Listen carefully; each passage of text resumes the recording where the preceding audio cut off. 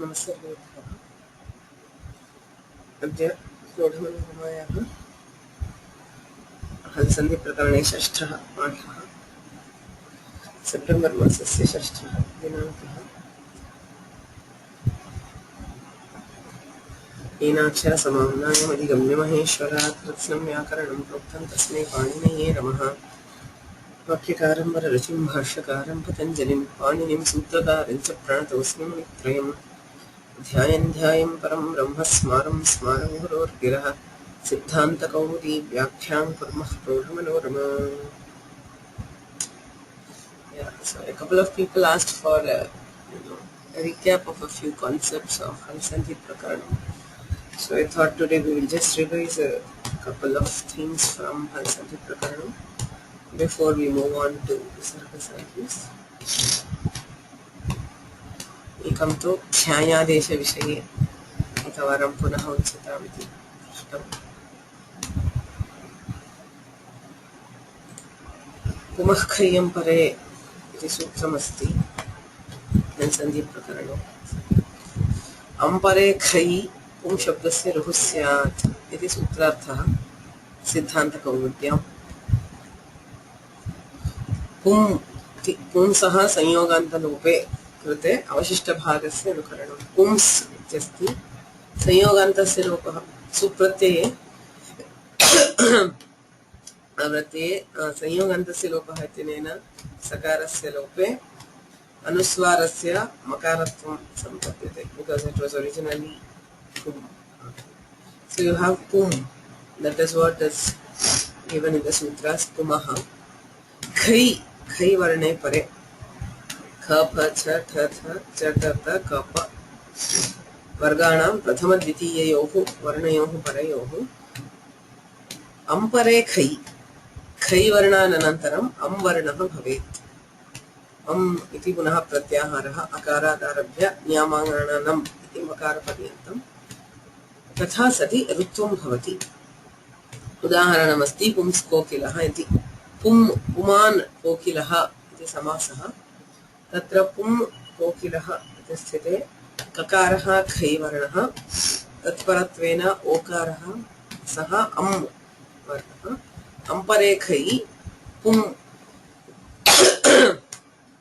इत्यत्र मकारस्य ऋत्वं पुर् कोकिलः। अत्र अनुनासिकः पूर्वस्य तु वा इत्यनेन विकल्पेन अनुनासिकः, अनुनासिकात् परो अनुस्वारः इत्यनेन अनुस्वारागमः। पुर् पुम्र इत्यस्ति। ततः ऋत्वस्रेफस्य विसर्गः विसर्जनीयस्य सः पुंस्कोकिलः पुंस्कोकिलः इति रूपद्वयं सिद्ध्यति। तत्र वार्तिकमस्ति ख्यायादेशे न।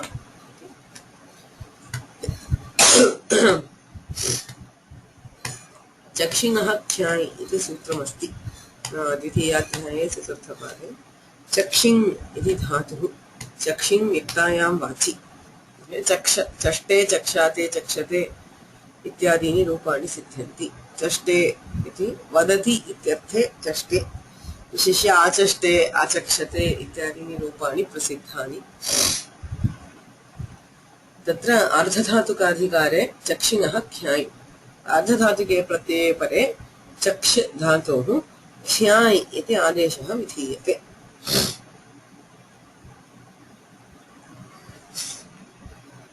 यत्र चक्षिणः ख्यायादेशः कृतः तत्र ख्यायादेशे खकारः खै वर्णः, खकारोत्तरः यकारः अम् वर्णे अन्तर्भवति। अतः पुमः खय्यं परे इत्यनेन ऋत्वे प्राप्ते ख्यायादेशे न भवति इति वार्तिकेन निषिध्यते। एतद्वार्तिकम् अपूर्वं किमपि वदति वा इति प्रश्नः। Is this vartika really required? So Dikshita says it is not required it does not say something new. किमर्थम्? आदेशो हि उपदेशे क्षादिः असिद्धप्रकरणे णत्वानन्तरं क्षायः शस्य यत्वं विकल्प्यते. So he says actually the adesha is not khyai, it is kshai. Khakarah talavya shakarah. महाभाष्ये एव क्षान्यः शस्य यो वा इति वाक्यं दृश्यते असिद्धप्रकरणे नत्वानन्तरं रसाभ्यां नोणसमानपदे इति अष्टमाध्याये चतुर्थपादे णत्वप्रकरणमस्ति. So the Natva Prakarana goes on for quite some sutras, some 38 sutras or something in the Pada 8-4 प्रायः 18 अथवा 39 सूत्राणि नत्वप्रकरणस्य. नत्वप्रकरणानन्तरं क्षायः यस्य यो वा इति उच्यते. वस्तुतः आदेशः क्षादिः. तत्र असिद्धप्रकरणे शकारस्य स्थाने यकारादेशः विकल्पेन विधीयते इति उच्यते. किं कारणं why to designate the adesha as kshadi? Question. So the Bhashikara lists a series of karanas. What are the purposes of making it talavya shakara and putting it in the asiddha kanda? Ekam tvasti tena suprakhena nirvrittam sauprakhyam तत्र भवः सौप्रक्षीयः. सौप्रक्षीयः इति रूपं साधनीयं. सुप्रख्य इत्यस्ति. प्रख्य इत्यत्र प्रकृष्टम् आचष्टे इत्यर्थे चक्षुधातुः तस्य ख्या आदेशः कृतः अस्ति. सुप्रख्यः इति कस्यचित् नाम. सुप्र इति उपसर्गद्वयपूर्वकः चक्षुधातुः तस्य ख्यायादेशः कृतः. सुप्रख्येन निर्वृत्तं केन कृतं सौप्रख्यं तत्र भवः सौप्रक्षीयः इति तद्धितरूपं साधनीयम्. तत्र यदि ख्याय इत्येव आदेशः, if the adesha originally has yakara, धन्वयोपधाद् उन् इति उयि इति सूत्रेण उयि प्रत्ययः प्राप्नोति. Because this is yopadha. Sauprakhya ityatra yakaraha upadhayam asti. Dhanva yopadhat. Yatra yakaraha upadhayam drishyate. Tatra ui iti vishishtaha pratyayaha vidhiyate. If we have ui, the form will not be sauprakhya. Because ui ityatra yor anakau ityanena ana iti adeshaha bhavati. Ataha भिन्नः एव किञ्चित् रूपं सिद्ध्यति. न तु सौप्रक्षीयः इति. So what is done to prevent this ui is the adesha is given as kshadi. तत्र तालव्य शकारः अस्ति. शकारस्य यत्वं विधीयते क्षायशस्य यो वा इत्यनेन. एतद् वार्तिकं न महाभाष्यमेव, भाष्यस्थं वाक्यं. This is not a vartika. This is a vakya in the Mahabhashya where the Bhashyakara gives yakara for shakara. This being in the Asiddha Kanda. Asiddha Prakarane Natvanantarameva Yatvam Vidhiyate Ityatah. Yatvam Asiddham. Okay. So Dhanvayopadhat iti Sutram Prati यत्वम असिद्धम. एतस्य असिद्धत्वे एतत् सूत्र दृष्ट्या अत्र शकारः एव अस्ति. So this sutra will see the shakara ksha here. Since the conditions there is no yopadha, this sutra will not apply. So asya bhave vruddhakshaha ityanena cha pratyayah, because it is sauprakhya. Okay. So there is a vruddha. Vruddha is a vruddhi letter at the beginning. So because of that you have cha. Cha ityasya ayaneyiniyaha phadha kha cha gham pratyayadinam ityanena iy iti adeshah sauprakhya iya sauprakhya iti rupam siddhyati. So yeah, there is a question. I mean, I also have a doubt about this being 8 to 121. As far as I know, this is a Tadhita Sutra, so this is probably 5. I will check the Sutra number and let you know. Because first of all, the Dvitiya Pada of the Ashtamadhyaya does not have over 100 sutras. And anyway, this sutra being Tadhita, it should probably be in the 5th chapter or the 4th. So this number is probably either 4-2 or 5-2. I'll let you know. Check that. Prashna अस्ति वा Muttulakshmi? No, I just wanted to know whether it was Vartika. You have already told it is Bhashya. Yeah, it is not a Vartika, it's a Bhashya Vakya. And the number is 4 to 121. 4-2, yeah, that's what I thought. I missed. Okay, that makes sense because, yeah, thank you. Because it is a Tadhita is always 4 or 5. So 4 to 121, I'll change the sutra number. यत्वस्य असिद्धत्वात् धन्वयोपधात् इति उयि न इत्यादि प्रयोजनानि आकरे स्थितानि. आकरं नाम भाष्यं कैयट, भाष्यकैयटयोः आकरः इति नाम अस्ति. So because of shatva and because shakara yatva is asiddha, one of the purposes of that is to prevent the wing by dhanvayopadhat. So other purpose is also to prevent this rutva. Because if there is shakara, shai iti yadi talavya shakara asti, tarhi saha am varnaha na. Amparakatva bhavat pumakhkriyam pare ityanena rutvam na bhavati. So because it is kshadi, there is no rutva. There is no need of a new vartika. Kshaya deshe na iti apurvasya vartikasya आवश्यकता नास्ति. क्षायादेशस्य क्षादित्वादेव ऋत्ववारणं सिद्ध्यति इति दीक्षितानाम् अभिप्रायः. That is why he says आदेशो हि उपदेशे क्षादिः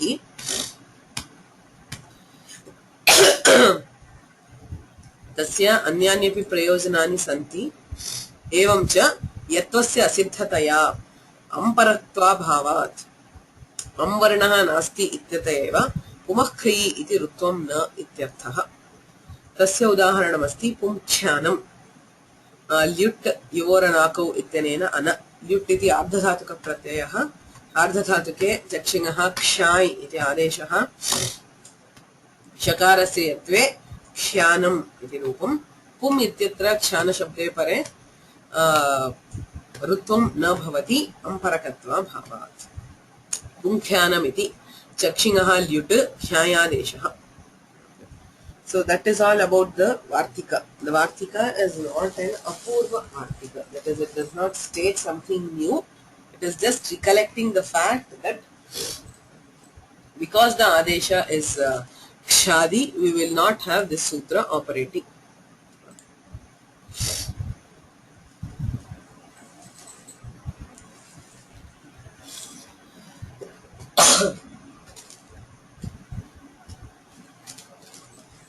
Nanu adeshaha iha durlabhaha. So next there is another question raising. Chaksh dhatohu kshya yut pratyaya krite kshay iti adeshaha bhavati va iti prashnah.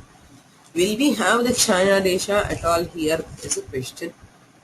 Nanu adesha iha durlabhaha varjane pratishedhaha as anayoscha iti vartikat. As an ana iti ayameva lyut pratyayah. Lyut pratyaye pare adeshaha pratishiddhyate. Kimartham vichakshanaha iti rupamasti.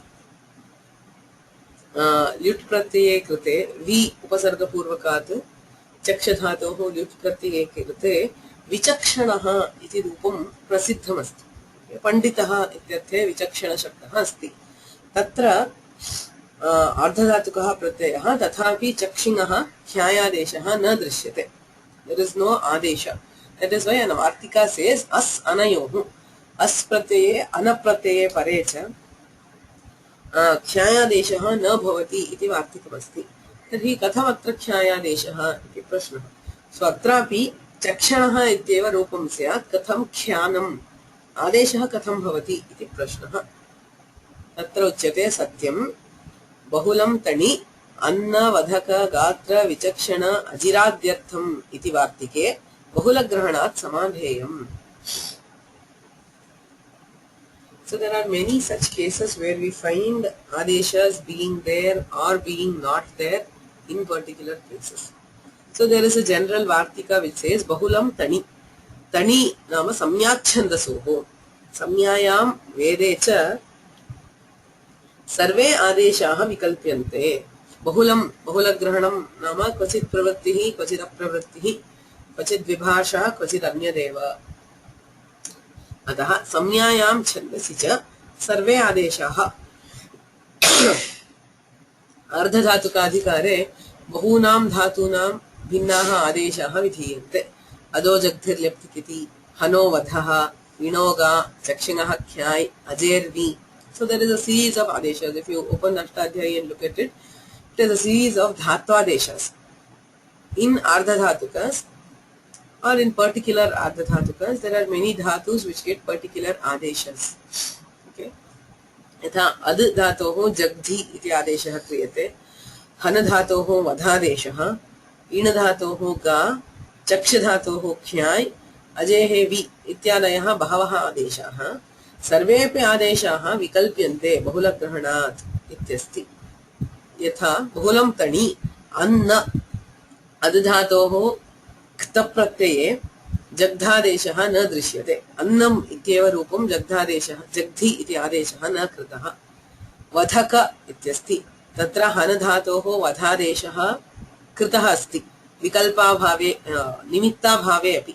हनोवधलिङि इति सूत्रम्. So vadhadesha is given in ling or in lung. Hanovadha lungi, I think. So in a particular lakara. So even in the absence of that lakara, you find the vadhadesha. Evam gatram ityasti. In ityatra ga adesha kritaha. Vichakshana. Chakshinaha khyayadesha na kritaha. Ajira ityatra ajadhatohu vi adesha na kritaha. So in some cases, even in the presence of nimitta, we don't find the adesha. In some cases, even without the particular nimitta, we find the adesha. So as a general rule, the Vartika says Bahulam Tani. There is Bahula Grahana. So wherever we find Prayoga, there is the adesha. Prayoga bhave adesha nasti. Tathaiva atrapi Chakshadhatoh vishaye Vichakshanaha iti rupe Khyayadesha na bhavati.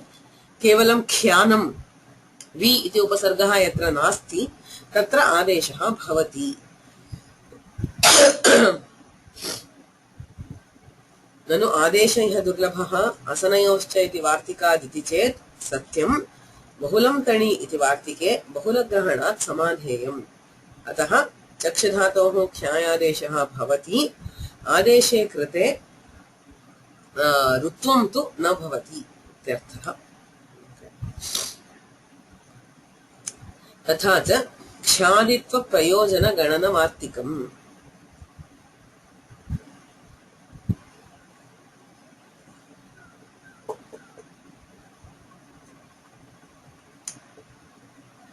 Yeah, so there is a Vartika which lists out the prayojana of the adesha being kshadi and not khyadi. Why to make it a kshadi adesha and then convert it into a yakara? So there are many prayojanas listed. The first one was sauprakhiya, okay, to prevent uni. So ruvidhihi rutvam na bhavet tasya prayojanam asti punkhyanam. Natvam natvasyapi varanam paryakhyanam pari akhyanam ityasti. Pari ityatra rephaha nishtha natvam asti atra nakarasya. Madhye at kup vangnum vyavayah asti अतः नत्वं स्यात्. किन्तु यदि आदेशः क्षादिः तर्हि तालव्यशकारः अस्ति. तालव्यशकारः at कु पु आङ् नुम् इत्येतेषु न अन्तर्भवति. अतः नत्वं निवार्यते. नत्ववारणमपि क्षादित्वस्य प्रयोजनम्. निष्ठानत्वम् आख्यातम्. So again there is a nakara for संयोगाते रातो धातो यण्वतः. यत्र यण् अस्ति यण्वतः धातोः निष्ठा तकारस्य नत्वं विधीयते तदपि न भवति. Okay. So निष्ठानत्वम् आख्यातम् इति. शकारेण व्यवधानात् कृत्यजः इति नत्वं न पर्याख्यानम् इत्यत्र. तथा आख्यातम् इत्यत्र संयोगादेरातो यण्वतः इति नत्वं न यत्वस्य असिद्ध्या यण्वत्ता विरहात् सो ख्यातम् इति यदि अस्ति तर्हि यण् वर्णः नास्ति इत्यतः नत्वं न भवति एवं च नध्याख्या इति सूत्रे ख्याग्रहणं न कर्तव्यम् इति भावः so because of the kshaditva there are many prayojanas which are being achieved so sauprakhiyah iti ekam punkhyanam paryakhyanam akhyatam iti chatvari rupani ख्यायादेशस्य क्षादित्वात् सिद्ध्यन्ति तेन किं भवति पुंख्यानम् इति साधयितुं ख्यायादेशेन इति विशिष्टं वार्तिकं न करणीयं तथैव न ध्याख्या प्रमूर्च्छिमदाम् इति सूत्रमस्ति निष्ठानत्वस्य निषेधसूत्रम् okay this sutra prevents natva in nishtha तत्र ख्याग्रहणं न कर्तव्यम् ख्यायः क्षादित्वादेव निष्ठानत्वं वार्यते because there is no प्राप्ति यण्वत्ता विरहा निष्ठानत्वं न भवति अतः विशिष्य नध्याख्या इति सूत्रे ख्याग्रहणं न कर्तव्यम् एवं च नध्याख्या इति सूत्रे ख्याग्रहणं न कर्तव्यम् इति भावः clear so far any questions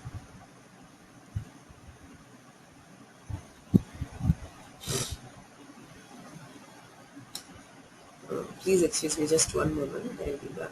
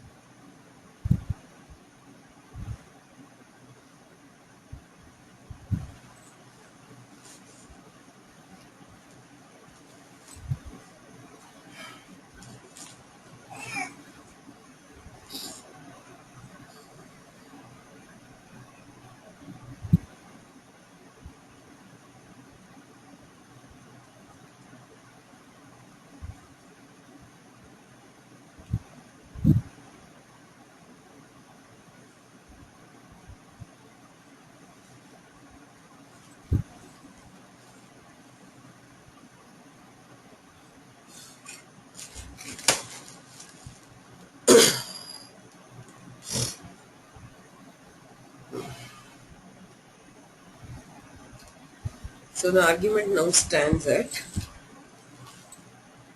ख्यायादेशः क्षादिः क्षादित्वात् ऋत्वं न भवति उयि प्रत्ययः न भवति कृत्यचः इति णत्वं न भवति निष्ठानत्वमपि न भवति इति प्रयोजनानि उक्तानि अनेनैव सिद्ध्यति इत्यतः नध्याख्या इति सूत्रे ख्याग्रहणं न कर्तव्यम् इत्यपि उक्तम् तत्र एकः प्रश्नः उदेति। नद्याख्या इति सूत्रे ख्या इति उच्यते। ख्या इत्यस्य यस्मात् परस्य निष्ठा तस्य नत्वं न भवति इत्यर्थः। चक्षिणः ख्याय इति यः ख्याय आदेशः सः क्षादिः, अतः तस्मात् परस्य निष्ठा तकारस्य णत्वं न भवति। तदर्थं सूत्रे ख्याग्रहणं नावश्यकं।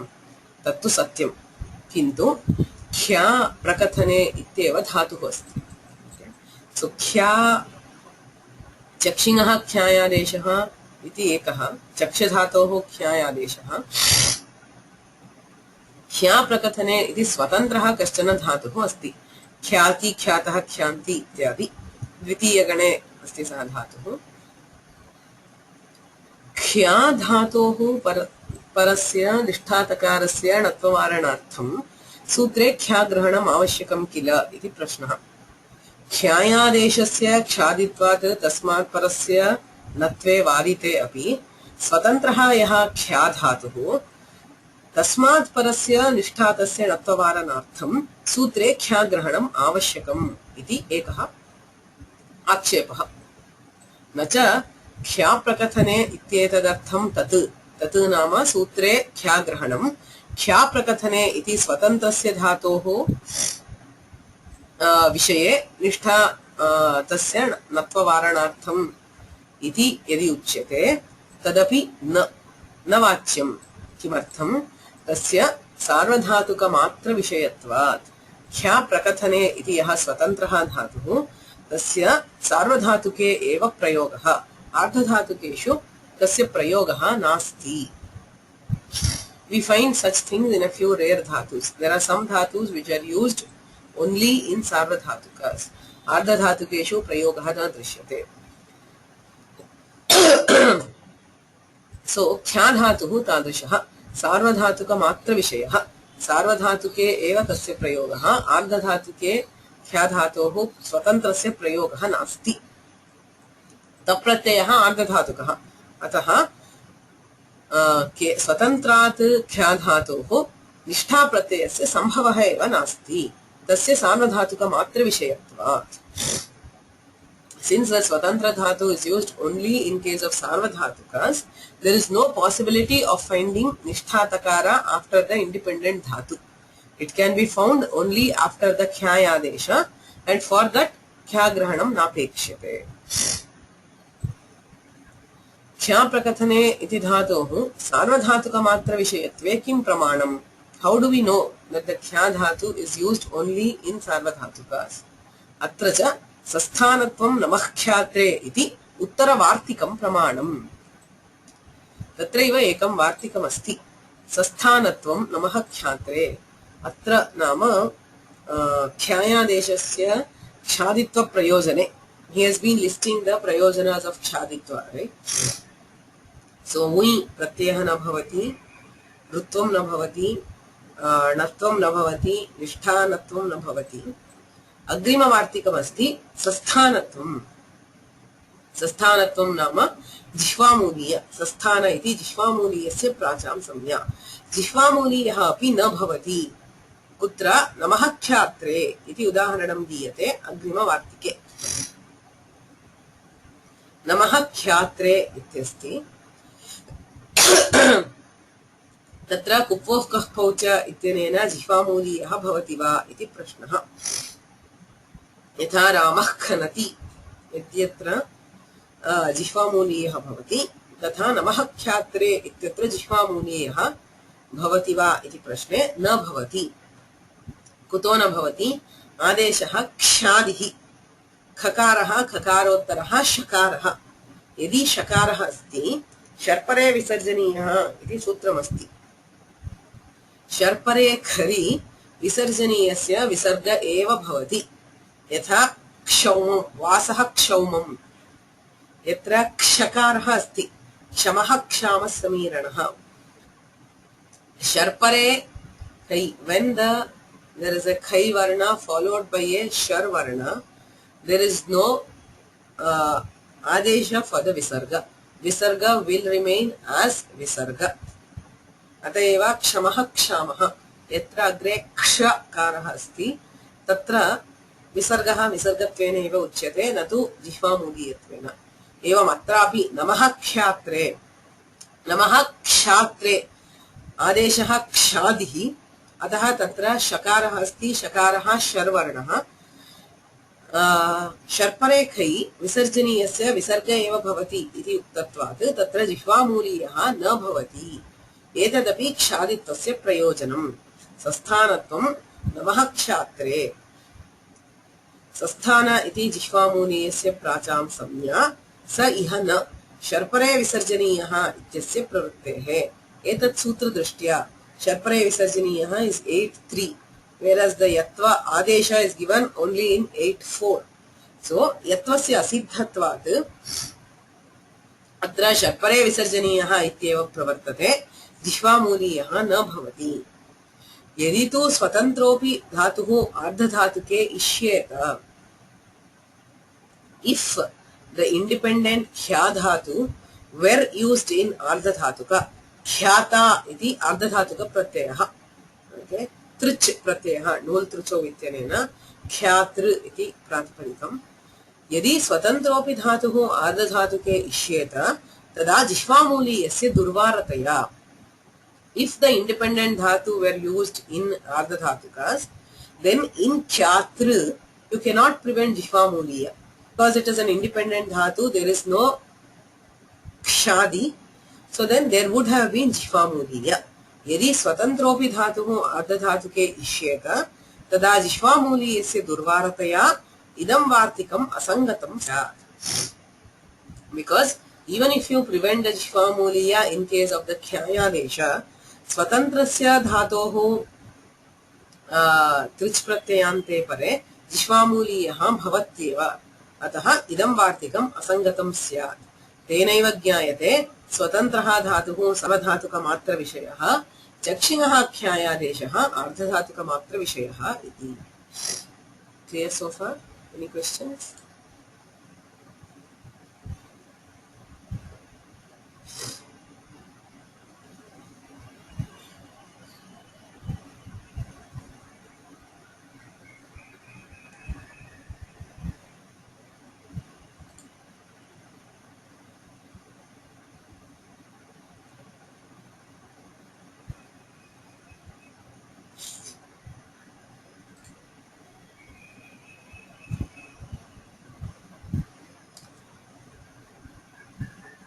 So the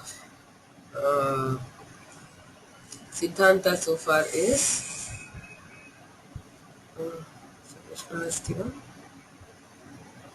Prashna asti va? Yeah, the Khyayadesha is ardhadhatuka matra vishaya sarvadhatuke api bhavati va. Khyayadesha. That is Adesha ardhadhatukadikare eva vidhiyate. Ardhadhatuke eva chakshinaha khyayadesha. Okay. Because that sutra itself is in the ardhadhatuka. No, in the sarvadhatuka you have the dhatu itself. Chashte, chakshate, chakshate. Like Prakathane. Kya Prakathane iti na. Chakshin Vyaktayam Vachi iti dhatu. So there are two different dhatus. One is Chaksha and Kya. So both dhatus have forms in sarvadhatuka. Chakshin dhatoho Chashte, chakshate, chakshate iti rupani. Kya dhatoho Khyati, khyatah, khyanti ityadi rupani.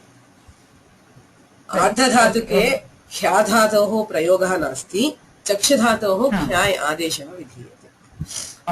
Yeah. Yes. Now it's clear. Yeah. So now हरदत्तः किं वदति ख्या प्रकथने इति यः धातुः सः अपि ख्यादिः यत्तु हरदत्त माधवादिभिः उक्तं ख्या धातुरपि ख्यादिः यत्त्वविधिः अपि उभयसाधारणः इति. So they say whether it is the khyay adesha or the kya prakathane dhatu, both of them are kshadi. Upadeshe ubhayoho kshaditvam asti yatva vidhihi api ubhaya sadharanaha.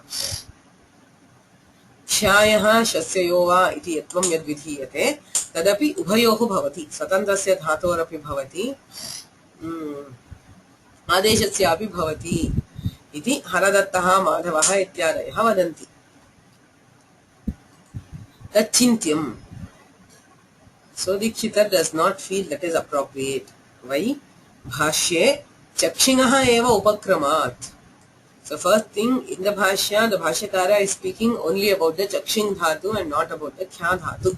Chakshingah eva upakramat. Dvitiyam tu sarvadhatuke api kshadi prayoga pattehe.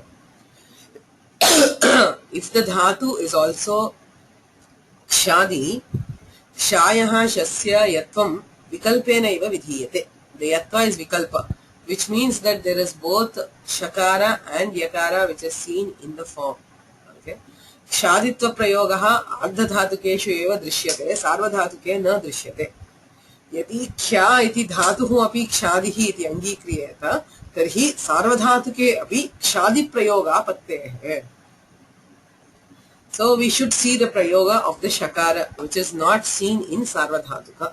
So because of both these reasons, it is not acceptable that the swatantra dhatu is also kshadi. Nacha ishtapattihi. Madhavena ardhadhatukeshu eva ayam kshadihi iti uktatvat. Sarvadhatuke anabhidhanasya sharani kartavya gauravatrastatvacha. So we do not want Kshadi in Sarvadhatuka, because Madhava himself has said that Ardhadhatukeshu eva ayam Kshadihi. Shakarasya prayogaha Ardhadhatukeshu eva drishyate iti Madhavena eva uchyate. Yadi swatantraha dhatuhu api Kshadihi, tarhi Sarvadhatuke shakarasya anabhidhanam. Shakarayuktasya prayogasya anabhidhanam iti vaktavyam bhavati. Tacha gauravam. Anabhidhana is a prayoga which we use sometimes. Even if the rules apply, we don't see the prayoga. We say anabhidhanam. Anabhidhanam nama shishtaihi na prayuktam ataha prayogaha nasti ityeva uchyate. So that is not a technique which is, always used. So because of all these reasons, hya iti swasantraha yaha dhatuhu saha kshadihi iti angikartum na shakyate. So the final conclusion is Kshya prakathane iti swatantraha dhatuhu saha khyadihi. So it originally has yakara, tasya sarvadhatukeshu eva prayogaha. Chakshing ityasya yaha khyai adeshaha vidhiyate saha kshadihi tasya ardhadhatukeshu eva prayogaha. Kshaditvasya prayojanani sauprakhiyaha ityatra ui pratyayasya nivaranam. Punkhyanam ityasya ritvavarnam, paryakhyanam ityatra natvavarnam, akhyaatam ityatra nishtha varnam, namahakhyate ityatra jishvamuliyasya varnam. Evam pancha prayojanani shaditvasya. Okay. So iti astam tavat. Now there is one more question he raises. Bahavaha pumamsaha asmin kule bahupum khyati ityatra rutvam syat.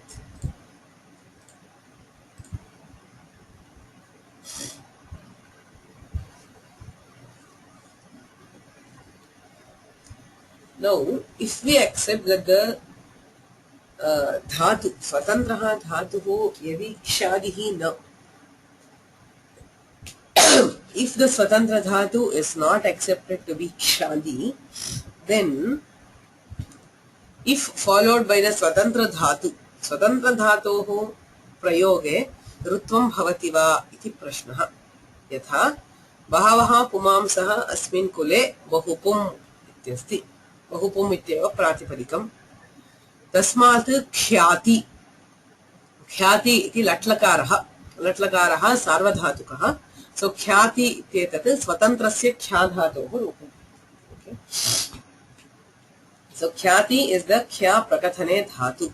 Since we have just now declared that the swatantra dhatu is not kshadi, tasmin pare rutvam bhavati va iti prashnaha.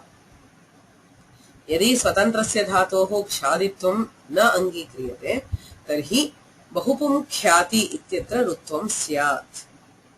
Because this is not kshadi, we cannot prevent rutva. पुमः खय्यं परे इत्यनेन ऋत्वं भवति चेत् पुरः प्रभृतिषु पुं शब्दस्य एकवचनान्तस्यैव पाठात् न इह cup. So this is a different tangential question. Generally in Bahuvrihi we have a kap as a samasanta. Okay, so like we have say Bahupumska should have been the rupa. So that will happen only if it is ekavachananta. Purah prabhatishu kap iti sutram asti. Tatra pum shabdasya ekavachanantasyeva pathat. Viraha puman yasya tat virapumskam ityadishu ekavachananteshu kap pratyayah bhavati. Bahavaha pumamsaha ityatra kap pratyayah nasti. Bahupum ityeva rupam. Okay, Bahupum khyati ityatra rutvam syat. Okay. सार्वधातुके ख्यातेः प्रयोगः निर्बाध एव इति चेत् इष्टापत्तिः. So he says yes, if it is the swatantra khya dhatu we do have rutva. Bahupumskhyati iti rupam bhavati.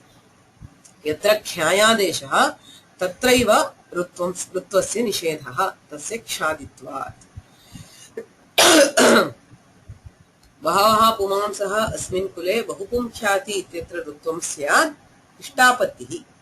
Ishtapattihi means yes, it is accepted. The rutva in this case is accepted. Samhitayaha avivakshayam tu rutvam na iti spashtameva. So if there is samhita, there is rutva. If there is no samhita, there is no rutva. Because the rutva is all in under the samhita adhikara. यत्तु प्राचा ख्याधातौ नेति केचित् इत्युक्तम् तत्र यदि ख्यायादेशे इत्यर्थः तर्हि केचित् इति अनुचितम्. Okay. Now the previous with regard to this vartika Siddhanta Kaumudyam kimuchyate ख्यायादेशे न. So he is very clear. यत्र ख्याय आदेशः अस्ति तत्र रुत्वं न भवति. स्वतन्त्रस्य धातोः प्रयोगे भवति. प्राचा नाम अन्यत्र प्रायः प्रक्रिया कौमुद्यां किमुक्तं ख्याधातो नेति केचित् उपःखय्यं परे इति ऋत्वम् उक्त्वा ख्याधातो नेति केचित् इति उच्यते. तत्र यदि ख्यायादेशे इत्यर्थः. So if his intention was to say ख्यायादेशे ऋत्वं न भवति इति अर्थः तर्हि केचित् इति अनुचितम्. ख्यायादेशे कृते सर्वेषां मते ऋत्वं न भवति. केचित् इति न वक्तव्यम्. स्वतन्त्रे धातौ चेत् तर्हि सार्वधातुकविषयेऽपि निषेधः स्यात् न च इष्टापत्तिः निर्मूलत्वात्. If he means to say ख्या इति स्वतन्त्रधातोः प्रयोगे ऋत्वं न भवति इति यदि तस्य विवक्षा तर्हि निर्मूलत्वम्. स्वतन्त्रस्य धातोः प्रयोगे ऋत्वं न भवति इति वक्तुं किमपि प्रमाणं नास्ति. अतः ख्याधातौ नेति केचित् इति वचनम् अनुचितम्. ख्यायादेशे सर्वेषां मते ऋत्वं न भवति. ख्याधातौ सर्वेषां मते ऋत्वं भवति. अतः ख्याधातौ नेति केचित् इति वचनम् अयुक्तम्. So he is saying the phrase used by the previous Grantakarta saying ख्याधातौ नेति केचित् इति यदुच्यते तत् अनुचितम्. ख्यायादेशे न भवति स्वतन्त्रस्य धातोः प्रयोगे भवति इति सिद्धान्तः. Any questions?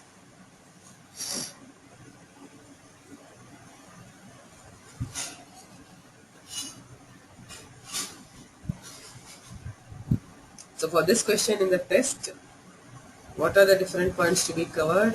One is what is the prayojana ख्यायादेशे न. What is the prasakti is punkhyanam. Tena punkhyanam ityatra rutvam na bhavati.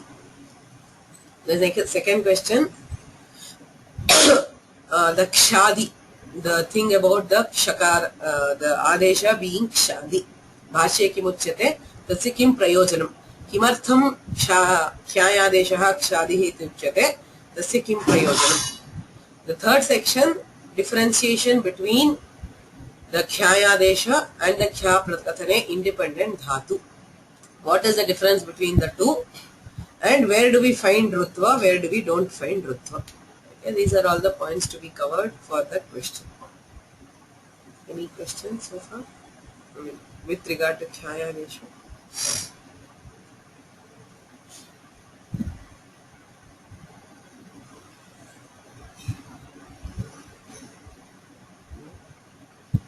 Any other questions in the Hal Sandhi Prakarana? Anything else which needs to be revised or repeated?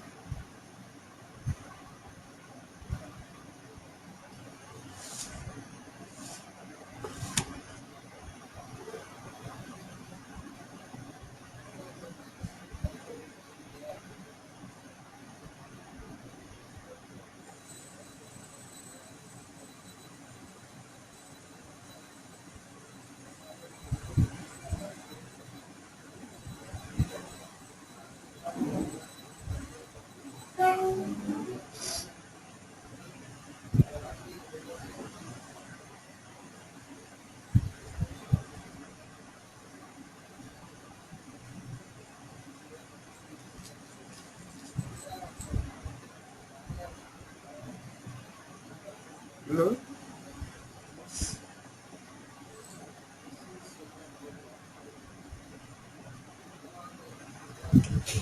Okay. So we'll stop here. We'll start with the Visarga Sandhi Prakarana in the next class. ध्यान ध्यान परम ब्रह्म स्मरं स्मारं गुरोर्विरः सिद्धान्त कौमुदी व्याख्यां कुर्मः प्रौढमनोरमा